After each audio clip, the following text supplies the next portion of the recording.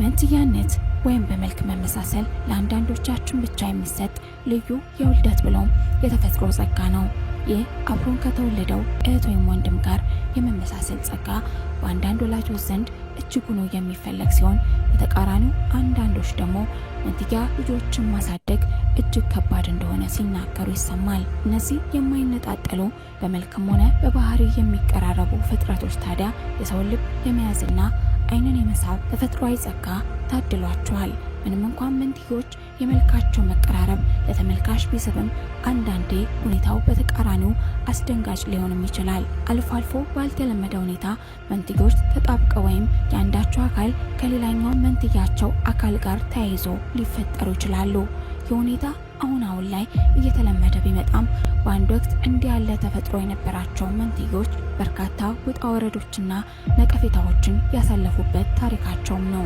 በዛሬው መሰናዷችንም ወደ ሀገር አሜሪካ ቅንተን ተጣብቀው በመወለዳቸው ምክንያት እጅግ አሳዛኝ የህይወት ዕጣ ፈንታን ለመጋፈጥ ስለተገደዱት በዓለማችን ላይ ዝናቸው ስለናኘው ሴት መንትዮች እናነሳለን።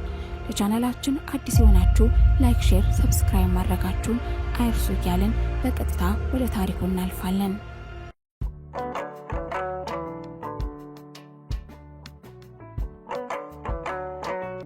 እነዚህ መንትዮች ከአንዲት እንግሊዛዊት ወጣት ከትዳር ውጪ በነበረ ግንኙነት የተወለዱ ነበሩ።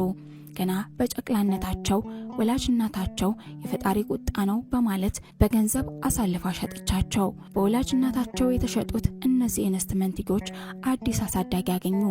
ሆኖም ህይወት በእጄ ብላ አልተቀበለቻቸውም ነበር። አዲሶቹ አሳዳጊዎች ትልቅ ብዝበዛና ጥቃት ያደርሱባቸው ጀመር። እንደ አውሮፓውያን አቆጣጠር የካቲት 7 ቀን በ1908 የተወለዱት መንትዮቹ ከውልደታቸው ጀምሮ የአንደኛዋ የቀኝ ጭን ከሌላኛዋ የግራ ጭን ጋር ተጣብቆ የተፈጠሩ ሲሆን ይህ ሁኔታ በወላጅ እናታቸውና በሌሎች ሰዎች ዘንድ ተቀባይነትን አሳጣቸው። መንትዮቹ ለአዲሶቹ አሳዳጊዎች ከመሸጣቸው በፊትም ተጣብቀው በመፈጠራቸው ምክንያት ተቀባይነትና ተፈላጊነት እንደማይኖራቸው ለእናታቸው በተደጋጋሚ ይነገራት ነበር። በስተመጨረሻ ግን አሳዳጊ ያገኙ።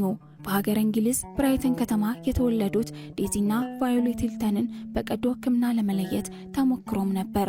ነገር ግን አንዳቸውን ለሞት እንደሚዳረጉ በማሰብ የቀዶ ሕክምናው እርግፍ ተደርጎ ተተወ። ታዲያ የእነዚህ መንትዮች ሕይወት እናታቸው ከሸጠቻቸው በኋላ በጉዲፈቻ ተቀብላ በወሰደቻቸው ሜሪ ሂልተን ቤት ሀብሎ ጀመረ። አዲሷ አሳዳጊያቸው መንትዮቹ 3 ዓመት ከሞላቸው በኋላ አደባባይ በማውጣት ለሕዝብ በትርኢት መልክ ታሳያቸው ነበር። ሁኔታው ግን በመንትዮቹ ለመጠቀምና እንግዳ ፍጡር በመሆናቸው ምክንያት ዝናና ገንዘብ ለማካበት የታቀደ ድርጊት ነበር። በዛ ዘመን የተለየ አፈጣጠር የነበራቸውን ሰዎች ለትርኢት ማቅረብ ተወዳጅነትን ከማትረፉም በላይ በርካታ ገንዘቦችን እንደሚያስገኝ የተረዳችው ሜሪ ሕፃናቱን በጉዲፈቻ ተቀብላ ለግል ጥቅሟ መዋል ጀመረች። በእርግጥ ሜሪ ብቻ ሳትሆን በወቅቱ ትርኢቱን የሚያሳዩት እንግዳ ፍጥሮች ተወዳጅነቱን ቢያተርፉም ገንዘቡን የሚጠቀሙበት አዘጋጆቹ እንደነበሩ በታሪክ ተሰንዶ ተቀምጧል። ሆኖም የሚደረግባቸውን ነገር መቃወም የማይችሉት ዴዚና ቫዮሌት ለትርኢቱ ሁሌም ጥንቅቅ ብለው ይዘጋጁ ነበር። ራሳቸውን በአማረ የፀጉር ጌጣጌጦች በማስዋብና የተዋቡ ቀሚሶችን በማድረግ በፒያኖና በቫዮሊን ታጅበው በተለያዩ ከተሞች ላይ ትርኢት ያቀርባሉ። ይህ ድርጊታቸው በአጭር ጊዜ ታዋቂነትና ዝናን አተረፈላቸው። ምንም እንኳን ዝናቸው በተለያዩ ከተሞች ቢሰራጭም ትክክለኛው የዝናን በትር የጨበጡት ግን ወደ አሜሪካ ካቀኑ በኋላ ነበር። በእርግጥ አሜሪካ በፍጥነት አልተቀበለቻቸውም። በጊዜው እንዲህ ያሉ እንግዳ ሰዎች በአሳዳጊያቸው ብዝበዛ ይደረግባቸዋል በማለት አሻፈረኛለች። ነገር ግን አሳዳጊያቸው ሜሪ ሂልተን በጋዜጦች ላይ ነገሩን በማስተባበል ታማኝነት በማግኘቷ በስተመጨረሻም የአሜሪካ ምድር መርገጥ ቻሉ። ያኔ የዝና ጉዟቸው እንደ አዲስ ተወለደ። በአጭር ጊዜ ውስጥም በሀገር አሜሪካ መንትዮቹ ተቀባይነትን አገኙ። በሳምንት $5000 ይሰሩም ነበር። ሆኖም ገንዘቡን በስማቸው ከማስቀመጥ ይልቅ አሳዳጊያቸው ለግል ጥቅሟ ታውለዋለች። በስተመጨረሻም አሳዳጊያቸው ሜሪ ሂልተን ይችን ዓለም በሞት ስትሰናበት እነሱን የማሳደግ ኃላፊነት ለሴት ልጇ ተሰጠ። ቢሆንም በዴዚና በቫዮሌት ሕይወት ላይ ያመጣው ለውጥ አልነበረም። እንደውም ቁጥጥርና ጫና በዛባቸው። በተለይ የሜሪ ሴት ልጅ ባለቤት በጭካኔ ይቆጣጠራቸው የነበረ ሲሆን በዛን እድሜያቸው እንኳን ጓደኞች ለማፍራት እንዲታደሉ አላደረጋቸውም።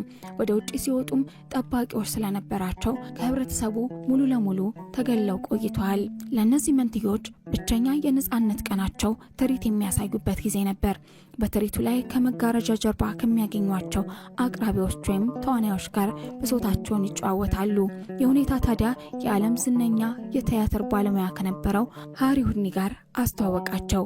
በወጣትነት እድሜ ላይ የሚገኙት መንትዮች ፍርድ ቤት በመገኘት ካሳዳጊዎቻቸው ነፃ ለመሆን ሞገቱ። በዚያን ጊዜ መንትዮቹ 23 ዓመታቸው ነበር። ይህ ህይወታቸውን በራሳቸው እንዲመሩ እድል ፈጠረላቸው። መንትዮቹ ነፃ ወጡ። ከከፍተኛ ክርክር በኋላ እስካሁን ለተጨቆኑበት ጊዜያት ካሳም ተከፈላቸው። ከነፃነታቸው በኋላ የአሜሪካ ዜግነት የተሰጣቸው መንትዮቹ ሌላ አዲስ ህይወት በመጀመር ተጨማሪ ዝናና ተወዳጅነት አተረፉ። ቢሆንም አንደኛው የህይወታቸው ክፍል ቢስተካከልም የፍቅር ህይወታቸው ግን በብዙዎች ዘንድ ጥያቄ የሚነሳበት ሆነ።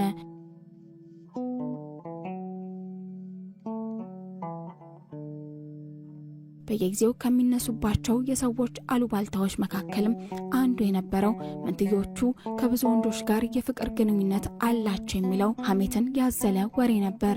ምንም እንኳን ከፍቅር ግንኙነት ጋር በተያያዘ በየጊዜው ዴዚና ቫዮሌት ስማቸው ቢጎድፍም ይህ ሁኔታ ትዳርን ከመመስረት አላስጣላቸውም። እንደ አውሮፓውያን አቆጣጠር በ1934 ቫዮሌት ከሙዚቀኛው ሞሪስ ላምበርት ጋር መተጫጨቷ ቢታወቅም በጋብቻ መተሳሰር ግን አልቻለችም።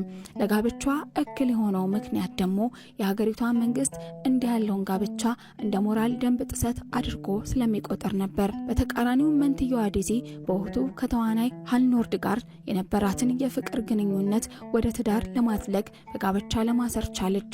ሆኖም ባልታወቀ ምክንያት ጋብቻው ከ10 ቀናት በላይ መዝለል አልቻለም። ከዓመታት በኋላም ቫዮሌት እንደገና ትዳር መሰረተች። ሆኖም ከዳንሰኛው ጀምስ ጋር የመሰረተችው ትዳር ብዙም አልቆየም። በ2 ሳምንቱ ተጠናቀቀ። ያኔ ቫዮሌት ጋብቻው አድናቂዎቻቸውን ለማዝናናት የተፈጸመ እንደሆነ በመናገር ፍቻቸውን ለማስተባበል ሞከረች። ንግግሯ ግን ሌላ መዘዝ ይዞባት መጣ። ህዝቡ በእነሱ በመታለሉ እጅግ ተቆጣ። የመንትዮቹ ተወዳጅነትም ገዙ ለቆ ጠየመ። ዝናቸው መክሰም ጀመረ። ከዚያም በተጨማሪ ከጊዜ ወደ ጊዜ ዴዚና ቫዮሌት እድሜያቸው በመጨመሩ ምክንያት እንደ ቀድሞ ትርኢት የሚያከናውኑበትን ጉልበት እያጡ መጡ።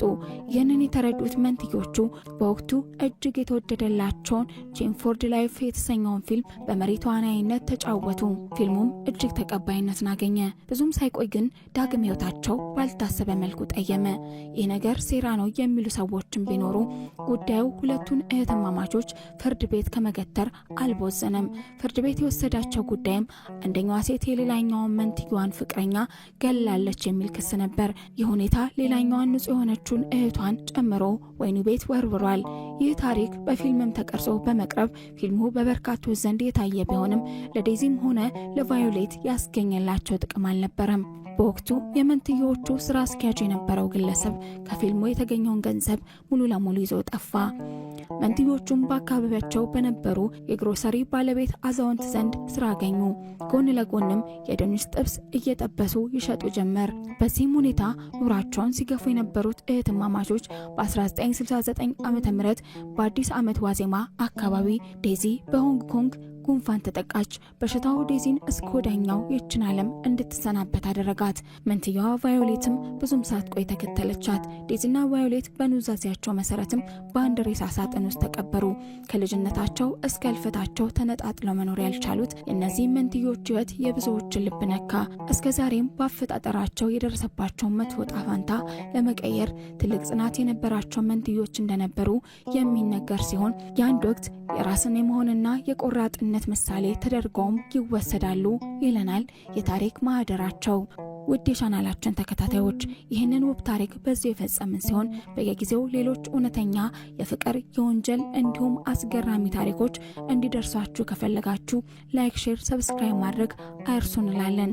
ሰናይ ጊዜ ለእናንተ ተመኘን።